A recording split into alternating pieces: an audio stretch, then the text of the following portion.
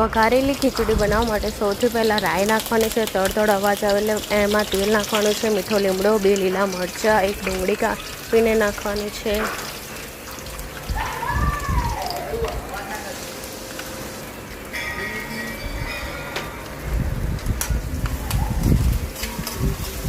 બરાબર ડુંગળી થઈ જાય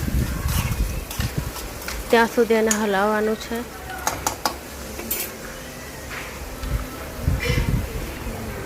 ત્યાર પછી એમાં હિંગ નાખી દેવાની છે,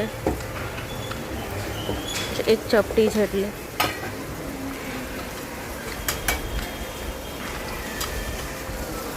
ત્યાર પછી એમાં અડધામાં અડધી ચમચી હળદર નાખી દેવાની છે, અડધી ચમચી જેટલું તીખું મરચું, 1 ચમચી જેટલું ધાણા જીરું નાખવાનું છે।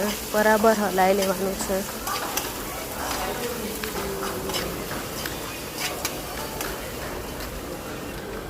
હવે એમાં 1 ટામેટું નાખવાનું છે કાપીને।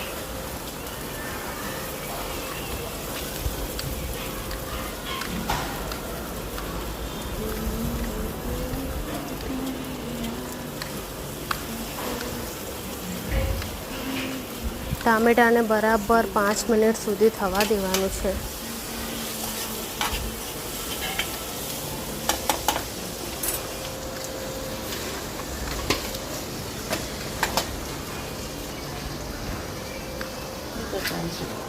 હવે ખીચડી જે વધી હતી રાતની એ બધી સવારે વઘાર નાખવાની છે, એટલા માટે મેં બધી ખીચડી નાખી દીધી।